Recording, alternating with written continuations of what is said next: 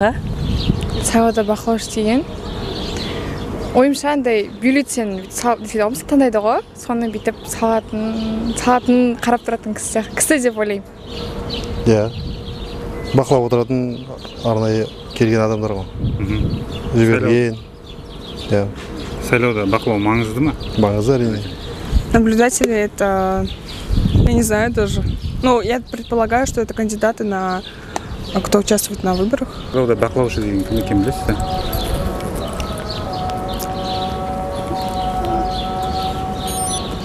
Білмеймін. Бақылаушы ол мына сайлау өтіп жатқан адамдарды тексеріп отыратындар, мына сайлау әділетті жүріп жатыр ма, әділетсіз жүріп жатыр ма? Сайлауды бақылауға маңызды ма? Маңызды. Мен Зиятов Серік Маркусұлы, Батыс Қазақстан облысы Сырым ауданы Бұлаң орта мектебінің тарих пәнінің мұғалімі. Менің есімім Гүлфира. Мен қазіргі таңда Орал қаласында тұрамын. Тұрмыстан 5 баланың анасымын. Менің бақылаушы болуыма, мен бұрын сайлауда дауыс беруге барған кезімде, менің орныма дауыс берілгеніне, маған дауыс берілгенін ескертті. Сол кезден бастап менің сайлаудың әділ өтпейтініне көзім жетті. Болатбек Мұрадинов деген жігіт аудандық мәслихаттың депутаттығына кандидат болды. Соның дауысын қорғап, бақылаушы болу керек болды. Алдын ала жоспар құрып, қалай дауысты бұрмалатпауға болады, қалай деген сияқты. Солай бақылаушы болғаным солай басталды.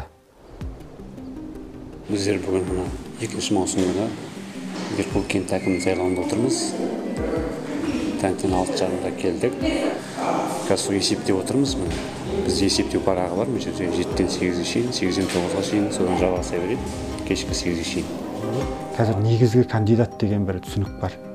Енді бұл не емес, заңда жазылмаған, бейресми түсінік, бірақ солай болып жатыр. Енді негізгі кандидат деген аудан әкімі шығарады, сол адам әкім болу керек. Жоғарыға есеп береді алдын ала. Міне сонда жоғарыдан сұралатын болады, негізгі кандидатың кім деп.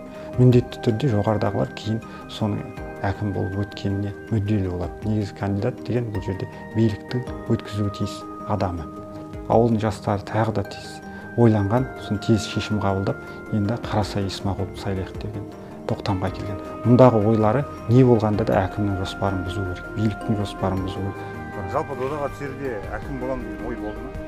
Негізінен еткенде жаңағыдай болды ғой, еткенде пенсияға еткенде кішкене молырақ шығасын едім, сосын денсаулық болмағаннан кейін сосын өзім ойладым керек емес.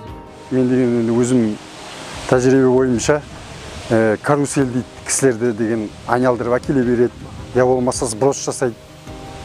Сондайлар біз қарап отыруға өте маңызды керек.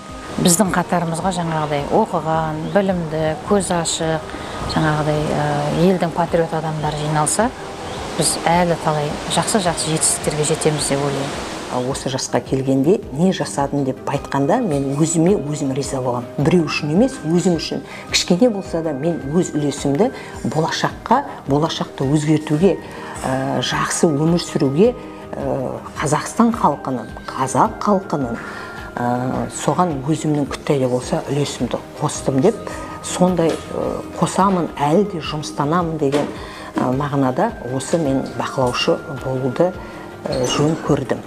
Сайлау процесінде қиындай ештеңе жоқ енді мен өзім үшін. Өйткені мен постоянно бұл ылғайда мен бақылаушы болып жүрмін. Сондықтан білемін ойын процесті. Енді бір қызық сұрақтар қойып атады деген, қанша төлейді, қанша аласыз деген сияқты. Біз ештеңе алмаймыз, ештеңе. Біз қоғамдық бірлестікпіз. Біздің осы жария қоғамдық бірлестігінде әрбір адамның ойы осылай дейін, біздің көзқарасымыз осы бір бағытта. Ең бірінші біздің міндетіміз деп ойлаймын, сайлауда бақылаушы болып, сайлаудың дұрыс заңға сәйкес өтуін бақылаймыз. Егер Қазақстанның барлық учаскелерін тәуелсіз бақылаушылармен жауып, сайлауды түгел бақылай алсақ, яғни әділ сайлау өткізуге болады.